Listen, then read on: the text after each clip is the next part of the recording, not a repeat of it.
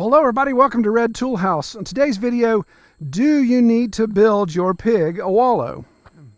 Now it seems kind of like a softball question, but it's kind of surprising how many people ask me that don't have pigs and are just curious, or they're thinking about pigs and they're just trying to figure out their infrastructure. They think, okay, do I have to make a wallow? What are my basic needs that I have to provide for a pig?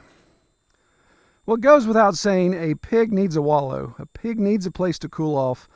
Obviously, a pig can't sweat. They're large animals. They have a lot of fat on them, so they do retain a lot of their body heat. So they cannot sweat that off. So they need a way to get cool. So to say, do I need to build a wallow for my pig?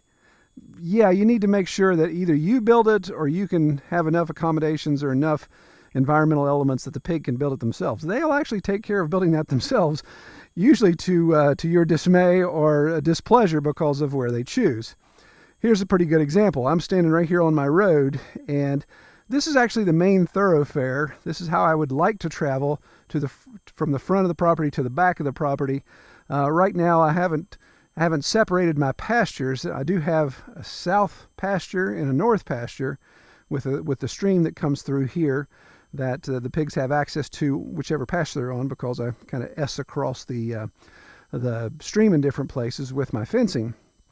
But this road, I would like to have the pigs off of it. So if I put fencing over here, then of course the pigs don't have access to the creek. That's why I've got to get some impoundments built on this side. So until that happens, I actually have a natural spring. Let me just grab the camera and show you this. This is West Virginia topography at its best. One of the perks of living in West Virginia is you can see that is a solid piece of stone. Side of the mountain, a lot of dirt, a lot of trees, but whammo, big stone there. So that's kind of the rock, that's the bedrock of this ridge that comes down all the way to the top of the mountain there. This is a big chunk of stone. Well, obviously all the groundwater from further up in elevation comes down. Let me get down here in the creek. Comes down and leaches out of the ground right there, well, right in my road. So the pigs, of course, love the shade, and of course they love the fact that there's mud there and water. So they come in, and regardless of what I care about, regardless of what I do, right, Matilda, you don't give a crap about my road, do you? They've come in and made a wallow. You can see Mercy's over there kind of enjoying it. She's just got her belly full, so she's kind of hitting some of the drier mud. But you can see we're in the dead of August heat, and there's still a lot of soupy mud right there, and we haven't had rain in about a week. So there's plenty of mud there for them to get into. And of course they still have access to the creek for drinking water. Creek's a little dry. But they will obviously, take their noses, they'll seek out that water and make their own wallow. I'm sorry if the mic is picking me up sucking wind. It's hot and I'm fat. Okay, so here we have what I call the tractor shed, which is now, I don't park the tractor in it anymore. The pigs hang out here when they're on the south pasture. They've got this shelter. And we have, of course, rainwater that comes off. I don't collect rainwater here at this location. But we also have another little spring that kind of comes down. This stays wet. So you can see we've got a little wallow here now. It's starting to dry out because we're higher up in elevation. We're about 50 feet higher than where we just were. So this dries out quicker, but you can see how they've bowled that out. And so if we get a rainstorm, then of course this becomes a nice little puddle, and then they just keep making that deeper and deeper. So there's times, again, I have a road that comes right through here, so I don't necessarily like to drive into a 2-foot deep hole. So there's times I have to come in and fill these back in. So this one has really become the pig's favorite. This thing's like a tank trap now. They have wallowed this out. We're even higher now. We're about 20 more feet up in elevation. Where I was, just that last scene was just down there, you can see. So again, another situation where in West Virginia we got water coming out of the side of the mountain, a little spring here. The pigs know that, and that's the beauty of it. If you're ever looking if you've got property and you're thinking, well, I wonder if there's any springs around here, put some pigs on it and they'll find it in the heat of the summer. So they've come in and they've just bowled this out more and more. And again, being red clay, it clumps pretty well. So it not only allows the water to seep in, but it holds the water it retains the water, and now that they've got it bowl shaped, then this will become, in the next rain, this will become a nice hole of water for them. Now again, this is my road, so when I come through with a side-by-side, I'm okay. The tractor, I get a little close with it. But I haven't filled this one in yet. This one produces the best, and they get the nicest sticky coating mud, so they can really cool off with this guy. So I leave this one alone, just let them have their fun. Now there is actually an electric fence right here beside it, but they're down deep enough that they won't get into the electric. All right, so this one cracks me up the most. This is I call this the boat meadow. You may be wondering, Troy, why? Well, maybe you'll figure it out. So this flat spot is actually an old gas well site. That's why it's kind of benched off the way that it is and clear. It was like this before we bought the place 20 years ago, and the boat was here too 20 years ago. So there is so much water that comes out of the hillside right where the camera is sitting that this ground is extremely uneven to walk on, because the pigs come in here. If I come in here with a tractor, then I make big ruts and stuff.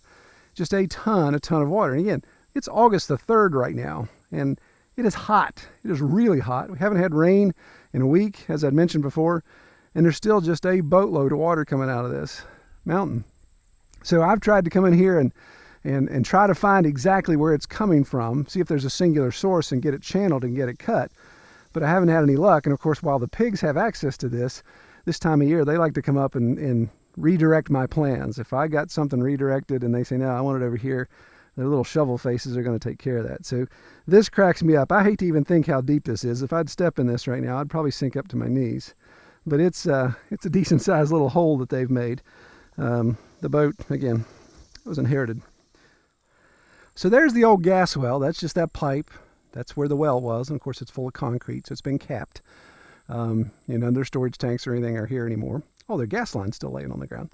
But you can just see, I'm going to turn around here where I move the camera. I don't fall. Ugh. So you can see just, their hoof prints full of water. There's a ton of water right in there. Again, you can see like this. Don't know the name of this. It's not stilt grass, but this is some sort of water-loving grass that grows. This is stilt grass back here. Water-loving grass that grows, and you'll just see it like this thin, wiry stuff. It's kind of like a swamp grass. You can see it. It's everywhere. This huge autumn olive, there's water that just pours out from underneath it.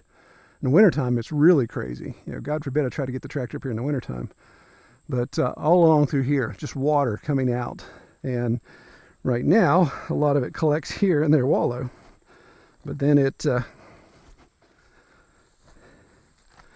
of goes on over the hill here. And I'd love to, one of these days, I don't know if you can see my side-by-side way down there, one of these days to get a dozer, an excavator, and somebody knows what they're doing, and build a pond right here, because there's actually a little, kind of a little bench that goes through. So I could, on the downhill side of this, I could make an impoundment and try to catch a lot of this water and get it channeled. And I think with all this clay, we could hold a bunch of water. So nice little flat area, nice little grass that they eat down, but just an absolute water hazard right now. Yep. So here's a new one they've made. So there's the boat. That's where we just were. So here's a new one they've made underneath this beech and poplar. So there must be some more water coming out of the mountain there. So I know I deviated from the original question a little bit. The question was, do I need to build a wallow versus giving you a wallow tour? So yes, you do need to provide a wallow, and many people don't have, with all the cons that come with our steep topography, the pros of having this water, not everyone has. So in that situation, if you don't have natural places that water collects that the pigs can exploit, then you're going to have to do something artificial. Now the big issue you see is if you provide water to your pigs in any type of tank or trough or some sort of big watering receptacle like that, the pig will either knock it over, or if it's big enough, they'll get in it and use that for a wallow. So you find yourself having to change their drinking water all the time, or refilling it because they knocked it over. That becomes an issue.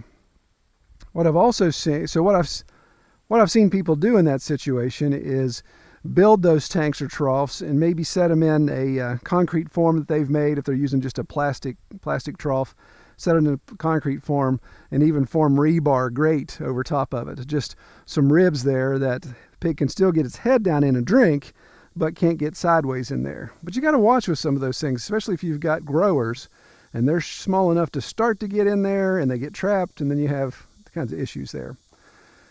Another thing I've seen people do is just go ahead and embrace the fact that the pig's going to make a wallow where he wants.